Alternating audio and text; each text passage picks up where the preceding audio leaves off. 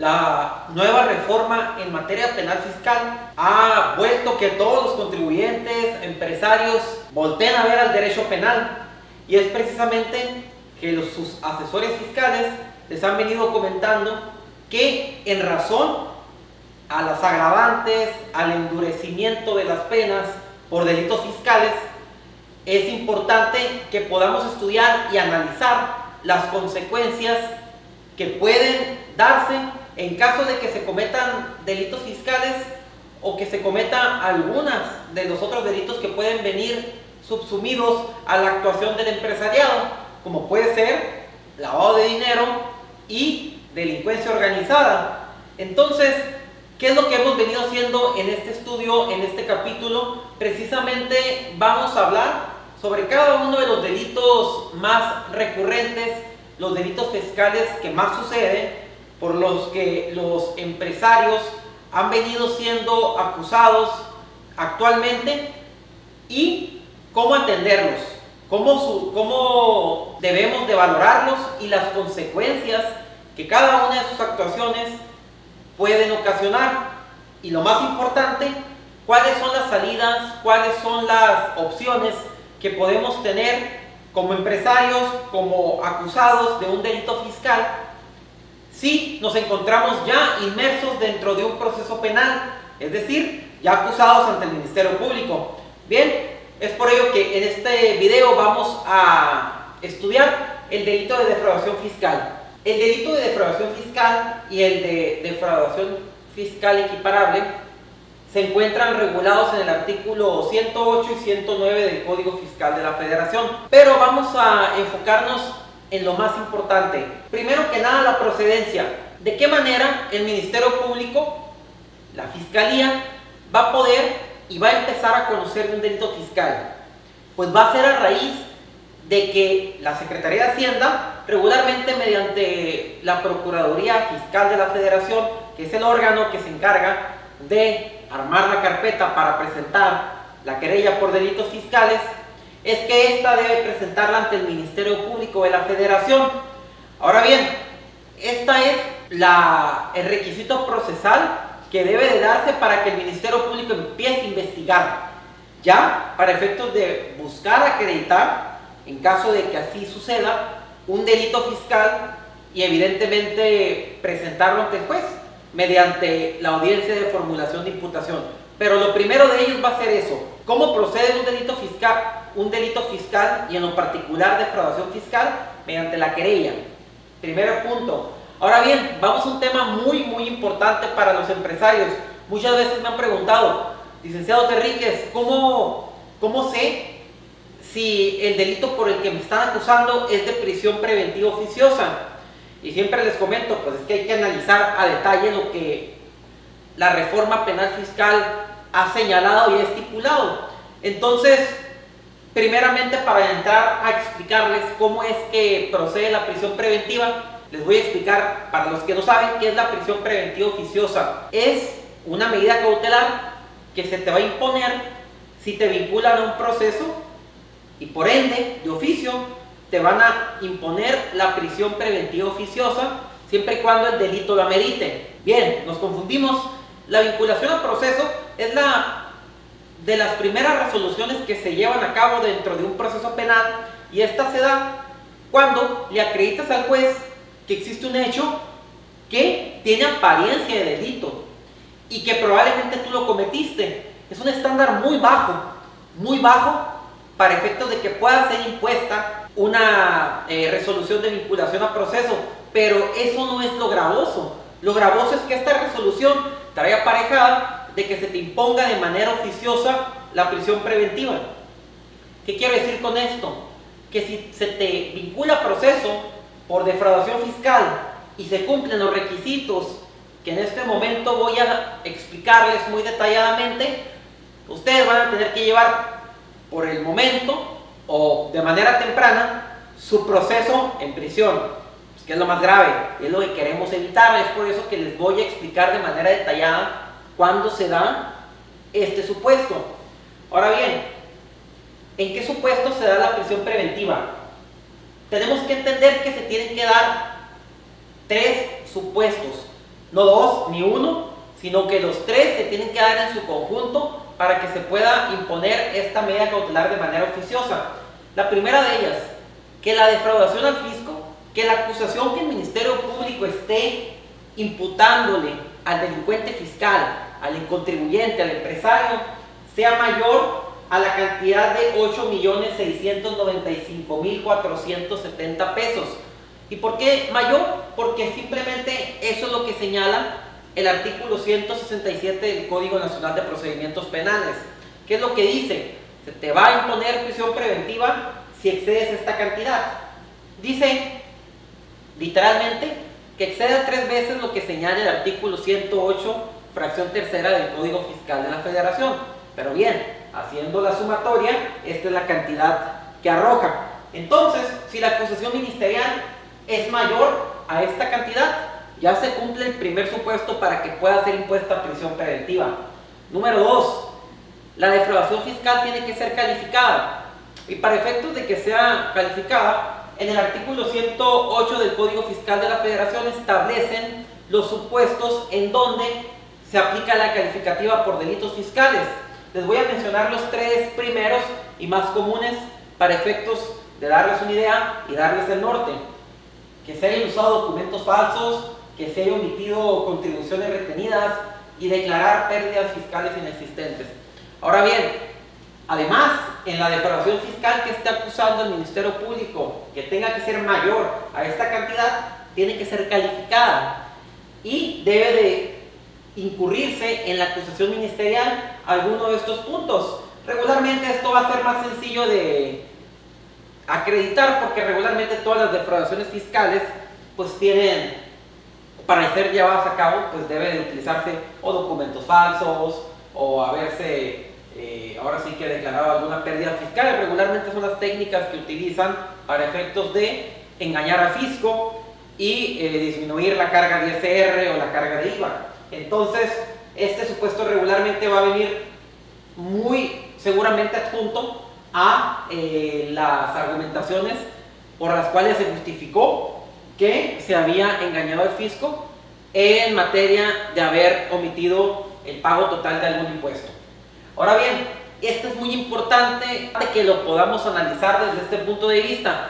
Y lo digo ¿por qué? Porque muchas veces los fiscalistas, que son los abogados que se encuentran regularmente de manera inmediata con el empresario, le dan su punto de vista fiscal, pero en muchas de las ocasiones no tienen al penalista con ellos.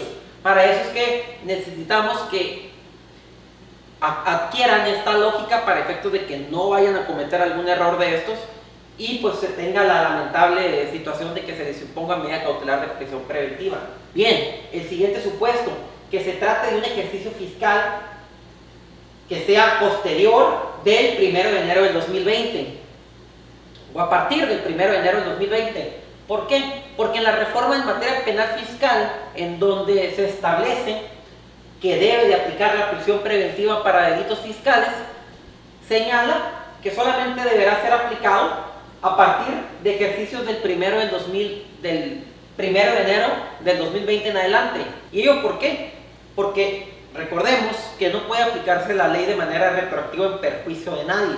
Por lo que esta ley, esta nueva forma de aplicar la prisión preventiva oficiosa entró en vigor a raíz de la reforma de noviembre del año 2019. Entonces, solamente tendría que tratarse de ejercicios fiscales posteriores al 2020. Repetimos, ¿cómo puede aplicar la prisión preventiva? Exceder de 8.695.000, que aparte sea calificada y que aparte se trate de un ejercicio fiscal de enero del 2020 en adelante. Ejemplo, acusación por omitir contribuciones de SR en el ejercicio fiscal 2020. Ahí se aplica. Ejercicio fiscal 2019, ahí no aplica. Bien, que quede esto muy claro porque es muy importante que lo tengan en mente para poder entender las consecuencias de los mismos. Ahora bien, vamos con otra parte también que es importante. Esto se lo vamos a dejar abajo en una URL que les vamos a dejar pegada sobre las calculadoras fiscales, calculadora de delitos fiscales, para que ustedes puedan entender cómo arreglar un asunto de ello. El proceso penal maneja dos figuras procesales que son acuerdos en los cuales se puede llevar a cabo con la víctima, y en otro de los puntos, un acuerdo que aún con la negativa de la víctima se puede llevar a cabo. Estas figuras procesales se llaman acuerdo reparatorio y suspensión condicional del proceso. Recuerden, es materia penal, no materia fiscal. Estamos en el supuesto de estar acusados por delitos fiscales. Ahora bien, ¿cuándo podría aplicar el acuerdo reparatorio? Vamos pensando, el contribuyente se encuentra ya acusado por delito fiscal y lo que quiere es acabar con su proceso penal. A ver, ¿cuánto es? Hacienda, Ministerio Público, ¿cuánto les debo? Quiero pagar, ya no quiero problemas penales. Para estos casos es que procede el acuerdo reparatorio, pero como todos los delitos fiscales, no proceden todos los supuestos. Proceden los siguientes. Tienen que darse los siguientes puntos. Para que proceda el acuerdo reparatorio, aquí lo voy a explicar de manera contraria para posteriormente darle la explicación. Procede el acuerdo reparatorio cuando no se den los supuestos del artículo 167, párrafo tercero, fracción segunda del Código Nacional de Procedimientos Penales. Les voy a ser claros, cuando no se den estos supuestos que les mencioné arriba, en razón de la prisión preventiva, va a darse el primer supuesto para poder aplicar el acuerdo reparatorio. Ok, segundo supuesto, cuando se den los supuestos del artículo 167, párrafo séptimo, fracción segunda del Código Nacional de Procedimientos Penales y se trate de un ejercicio fiscal previo al 2020. Carlos, hacerlo más sencillo. Vamos pensando que se acaban de enterar de que nos acaba de acusar el Ministerio Público por haber defraudado al fisco en razón al impuesto sobre la renta por 10 millones de pesos en el ejercicio fiscal 2017. Vamos pensando este supuesto. Recuerden lo que les comenté hace algunos momentos. Esta ley en donde aplica la prisión preventiva de oficio para ese tipo de delitos entró en vigor el 1 de enero del 2020. Ahora sí que la retroactividad no puede aplicar en tu contra en estos supuestos. ¿Qué quiero decirles? ¿Qué es lo importante en este caso? Que procesalmente, si nos encontráramos en el supuesto que les señalé, ejercicio fiscal 2017, acusación por defraudar al fisco por 10 millones de pesos, sí pudiera proceder al acuerdo reparatorio. Bien, en materia procesal, pero hace falta que sea otro supuesto, que quiera la víctima. ¿Quién es la víctima? Secretaría de Hacienda, representada por sus asesores hacendarios, regularmente pertenecientes a Procuraduría Fiscal de la Federación. Si se dan estos dos supuestos, que Hacienda acepta y que se trata de un ejercicio fiscal previo al 2020, puede aplicar el acuerdo reparatorio. Siguiente punto. Esto es en relación a los acuerdos reparatorios. Ahora vamos a hablar sobre la suspensión condicional del proceso. ¿Qué significa esta figura? Es una forma de acabar con el proceso en donde el acusado, es decir, el delincuente fiscal, va a poder dar por terminado el proceso si cumple con la reparación del daño y se obliga a cumplir ciertas condiciones, aunque la víctima no quiera, al menos que de manera fundada y motivada se oponga a esto. En resumen, la suspensión es una especie de acuerdo en donde el contribuyente va a poder llegar a un arreglo y si lo cumple, se va a absolver la causa. Se va a absolver y si te encuentras en prisión, etcétera, pues sales en libertad, ¿no? ¿Cuáles son los supuestos que se tienen que dar para efectos de que proceda? Aquí nomás estamos ante un supuesto principal. Procede tratándose de la fracción primera del artículo 8 del Código Fiscal de la Federación, siempre y cuando se trate de ejercicios fiscales previos al 1 de enero del 2020. A ver, ¿qué es lo que pasa en este caso? La suspensión condicional del proceso señala, además de lo que les acabo de decir, que solamente procederá en los casos en que la media aritmética de los delitos no exceda 5 años. ¿Qué es lo que pasa? Todos los delitos tienen una pena mínima y una pena máxima. Solamente la fracción primera del artículo 108 del Código Fiscal de la Federación, que es una defraudación fiscal que no exceda de 1 millón de pesos aproximadamente, es la que ofrece penalidades que sumadas ambas y divididas entre dos no excede de 5 años. Entonces solamente en este supuesto es donde se podría llevar a cabo la suspensión condicional y que aparte se trate de un ejercicio fiscal, de una acusación sobre un ejercicio fiscal que no sea posterior al 2020.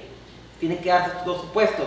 En este caso pues va a ser muy poco probable que nos encontremos dentro de un proceso, dentro de un asunto que cumpla con estas dos características.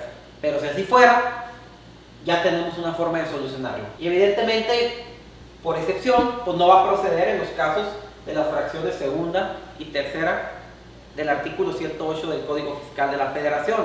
Es decir, por defraudaciones al fisco por mayor cuantía, a la que ya he señalado, por obvias razones, porque son penalidades mortales. Por último, ¿qué salidas distintas al juicio tenemos? Licenciado Enríquez, ya intentamos esto, o mi asunto, la verdad es que pues no aplica en ninguno de estos supuestos. La regla general es ir a juicio y buscar que te absuelvan, ¿no? Evidentemente, y el Ministerio Público buscará que te condenen. Pero vamos pensando, oiga, no, quiero pagar, pero la verdad es que pues no, mi asunto no encuadra en ninguno de estos supuestos que acabas de señalar.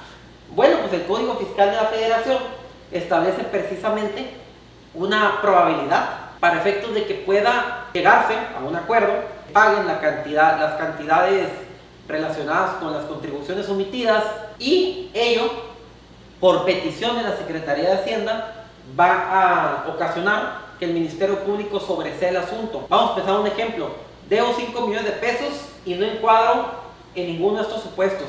Me acerco con la Secretaría de Hacienda y Crédito Público por medio de la Procuraduría Fiscal de la Federación y el Ministerio Público. Dicen, hey, quiero pagar.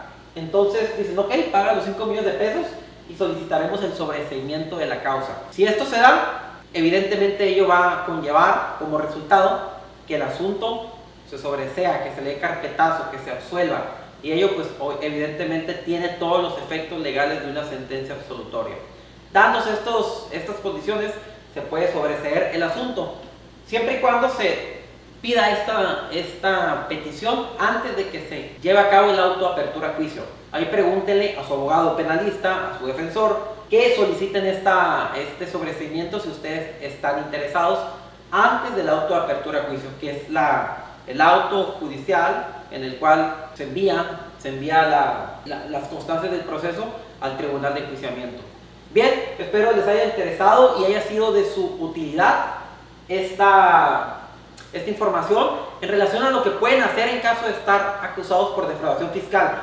Recuerden suscribirse a nuestro canal, también se pueden suscribir a nuestras suscripciones digitales, en donde podemos ser sus asesores, contenido ilimitado en nuestra suscripción, talleres a los que estamos realizando una vez al mes, y podemos ser sus consultores mediante videollamada o mediante llamada telefónica, o se encuentran en la ciudad de Mexicali o Tijuana de manera personal. Muchas gracias.